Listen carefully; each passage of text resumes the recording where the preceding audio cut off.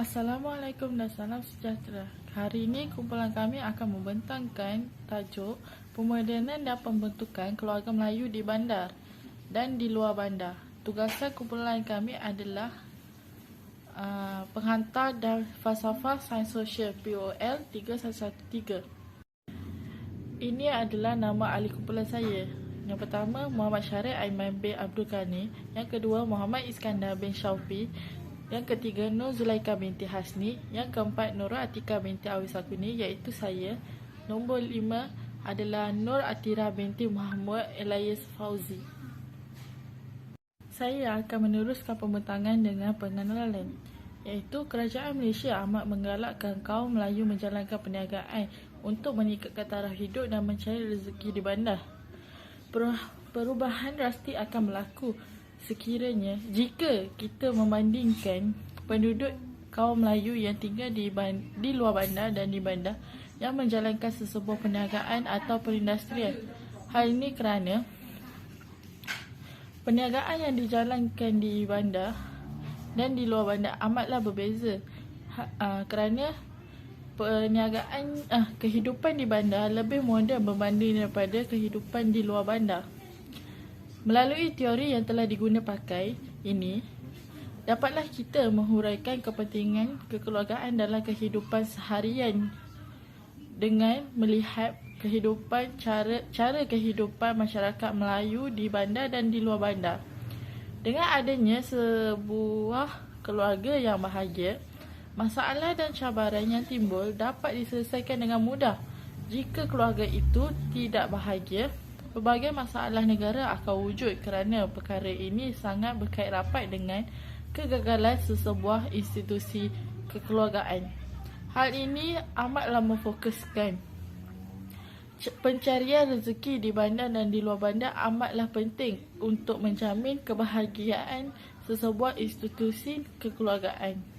2.0 Kandungan. Kajian ini mengkaji tentang pemodenan keluarga masyarakat Melayu bandar di Malaysia dalam aspek cara memilih pasangan, umur berkahwin, jarak umur pasangan dan bentuk keluarga. Teori pemodenan keluarga ialah gabungan teori evolusi dan teori fungsional yang memfokuskan kepada kesan kemajuan teknologi terhadap masyarakat tradisi. Menurut teori ini, pemodenan sesuatu masyarakat ialah proses perubahan daripada tradisi kepada moden. Teori ini juga mengemukakan perubahan pembentukan keluarga dari beberapa aspek seperti anak-anak yang mempunyai kebebasan untuk menentukan pasangan hidup mereka, umur berkahwin bagi kaum wanita yang kian meningkat, jarak umur pasangan menjadi lebih kecil dan juga sistem keluarga tradisi menjadi semakin terhakis tetapi sebaliknya keluarga asas menjadi dominan. Seterusnya, kajian ini juga bukan sahaja memfokuskan terhadap masyarakat Melayu bandar sahaja, tetapi juga mengambil kira faktor-faktor pembentukan sesebuah kekeluargaan masyarakat Melayu tradisi agar perbezaan ini dapat dijelaskan secara terperinci. Berdasarkan kajian ini, sesebuah keluarga itu berubah bukan disebabkan faktor perindustrian dan proses pembandaran sahaja, tetapi juga disebabkan faktor lain seperti budaya, nilai dan norma sesebuah masyarakat. Oleh itu, kajian ini akan menghuraikan dan memperincikan perubahan yang berlaku di bandar bagi masyarakat Melayu. Di samping itu, mengkaji hubungan, tradisi dan moden berdasarkan teori pemodenan keluarga. Saya Nur Atira binti Mahmud Elias Fauzi, nombor matrik SA63459. Okey, untuk 3.0 iaitu perbincangan dan refleksi kritis. 31. Pembentukan keluarga dalam masyarakat Melayu tradisi. Masyarakat Melayu tradisi ialah kelompok manusia yang hidup dalam nilai-nilai lama dan kehidupan mereka sangat terikat dengan budaya dan adat resam setempat. Orang Melayu pada zaman tersebut telah mengamalkan cara hidup tradisional seperti kegiatan seharian, aktiviti pekerjaan dan termasuklah dalam soal perkahwinan. Perkahwinan masyarakat Melayu tradisi telah diaturkan oleh kedua ibu bapa mereka. Bagi anak lelaki, apabila telah meningkat dewasa, mereka akan mencari dan memilih pasangan dengan cara menghantar rombongan meminang ke rumah seseorang gadis yang mereka minati. Tetapi bagi individu yang tidak mempunyai calon isteri, ibu bapa mereka akan menggunakan orang tengah untuk mencari calon isteri yang bersesuaian. Namun begitu, berbeza dengan anak perempuan, bapa kepada anak perempuan tersebut perlu memilih pasangan yang sesuai dan sempurna. Dalam konteks ini, seseorang bapa itu wajib menjadi wali kepada anak gadisnya, iaitu lelaki yang baik budi pekertinya dan perlu menjauhkan dengan lelaki yang mempunyai sikap yang tidak baik seperti kaki perempuan dan meminum arak. Berdasarkan kajian ini, usia berkahwin bagi masyarakat Melayu tradisi ketika itu ialah pada masa muda kerana ibu bapa mereka sering mencari jodoh pada usia muda. Masyarakat Melayu tradisi akan menjodohkan anak mereka kerana mereka merasakan tanggungjawab mereka berdasarkan agama Islam dan adat Melayu.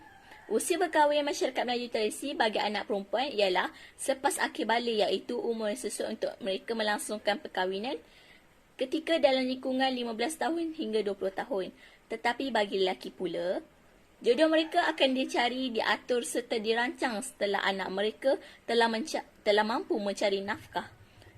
Hal ini demikian kerana seseorang lelaki itu perlulah mampu menyediakan makanan, minuman, tempat tinggal dan pakaian yang sesuai kepada pasangan mereka. Umur yang sesuai ialah dalam lingkungan 18 hingga 22 tahun. Melalui rentetan ini, masyarakat Melayu tradisi akan mengatur perkahwinan di usia muda supaya masalah seperti dorongan seksual dapat dielakkan yang boleh merosakkan maruah agama Islam, adat Melayu dan nama baik keluarga mereka dijaga dari tomahan yang buruk. Perkahwinan bagi masyarakat Melayu tradisi amat mementingkan sekufu di antara pasangan masing-masing. Hal ini demikian kerana mereka berpendapat bahawa perkahwinan yang sempurna adalah jika pasangan tersebut serasi supaya kebahagiaan rumah tangga akan berkekalan dalam kehidupan mereka. Menurut kajian ini, suami perlulah tua 2 atau 5 tahun daripada seorang isteri. Hal ini akan menyebabkan setiap isteri akan menghormati suami mereka seperti mana yang diperintahkan di sisi agama Islam. Berdasarkan aspek pembentukan keluarga, masyarakat Melayu tradisi terbagi kepada dua, iaitu keluarga asas dan keluarga luas. Maksud keluarga luas ialah keluarga yang terdiri daripada dua atau keluarga asas yang lebih yang tinggal di dalam sebuah rumah. Hal ini merujuk kepada suami atau isteri yang tinggal sebumbun dengan anak mereka yang belum berkahwin. Apabila keluarga ibu bapa serta keluarga anak-anak yang telah berkahwin, maka terbentuklah sebuah keluarga luas. Dapat disimpulkan bahawa dari segi pembentukan sebuah keluarga, keluarga bagi masyarakat Melayu tradisi merupakan keluarga asas, tetapi dari segi organisasinya merupakan sebuah keluarga luas. 3.2 Pembentukan keluarga Melayu di bandar. Pembentukan keluarga Melayu di bandar berlaku disebabkan oleh ekonomi dan struktur sosial, iaitu utama dan aspek pembentukan sebuah keluarga. Perkahwinan ini boleh diatur orang tua, manakala selebihnya berkahwin atas pilihan sendiri disebabkan proses pemandaran dan pemodenan yang berlaku. Ibu bapa akan terpaksa menilai bakal menantu berdasarkan sikap yang menunjukkan Apa buluk ni? Seterusnya, orang Melayu di bandar yang mencari pasangan atas pilihan sendiri tidak lagi mementingkan soal umur. Perempuan Melayu di bandar lebih berminat untuk bercinta dan berkahwin dengan lelaki yang lebih berusia kerana mereka matang dan stabil dari semua aspek, iaitu kewangan, kedudukan dan hubungan sosial. Dalam keluarga asas, setiap pasangan suami isteri mempunyai tempat tinggal sendiri. Keluarga asas ini kurang mengenakan sekatan dalam mobiliti geografi. Salah satu punca yang menyebabkan keluarga asas jarang berwujud di bandar ialah faktor kewangan. Hal ini kerana kos sara hidup yang tinggi telah membebankan seorang untuk menyediakan satu ruang yang cukup besar untuk sesebuah keluarga luas yang ramai.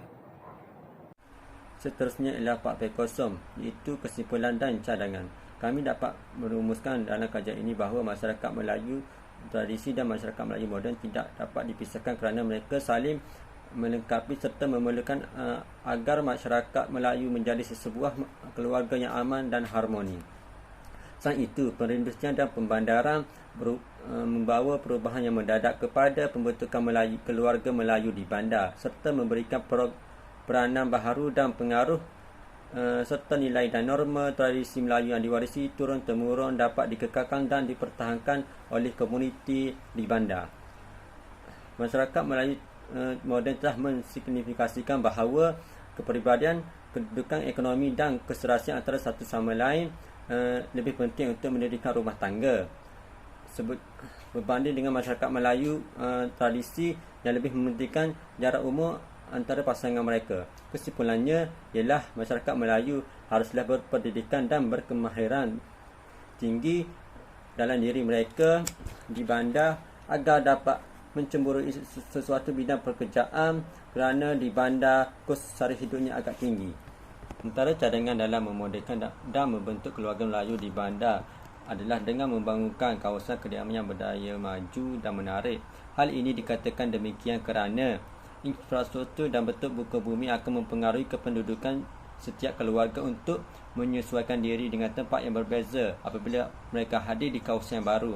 Hal ini menyebabkan bentuk muka bumi dan ciri kawasan memainkan peranan penting bagi keluarga Melayu yang meletak di bandar supaya mereka dapat membiasakan diri dengan persekitaran yang sedia ada. Selain itu, cadangan yang lain ialah mentransformasikan penjagaan kesihatan untuk mempertingkatkan kualiti dan menyediakan akses jagat. Hal ini dikatakan demikian kerana penjagaan kesihatan dan aset ini adalah perkara yang penting untuk negara mencapai dasar pembangunan ekonomi dan masyarakat seterusnya kepada keluarga. Sekiranya penjagaan kesihatan dilakukan ini akan menjadi perubahan besar dalam melahirkan tenaga kerja yang lebih berkualiti dan bermutu tinggi dalam meningkatkan lagi taraf hidup ekonomi di bandar sehingga dapat menjadikan ia berkembang dengan pesat. Di samping itu, cadangan pemodenan dan pembentukan ialah pihak kerajaan haruslah memastikan aset perumahan mampu milik dan berkualiti menjadi idaman kaum-kaum Melayu, lebih-lebih lagi dengan sesuatu perkhidmatan yang sukar dimiliki di luar bandar, contohnya pusat kesihatan dan pusat pendidikan. Oleh itu, sebagai pihak kerajaan haruslah bertanggungjawab ke atas penduduk dalam negara, seharusnya menawarkan perkhidmatan yang baik untuk penduduk supaya dapat mengelakkan kesebaran ketidakmampuan penduduk untuk tinggal di bandar. Okey, sekian, terima kasih daripada saya, wakil kumpulan terima kasih daripada kami, kumpulan yang kelima bagi POL 3113.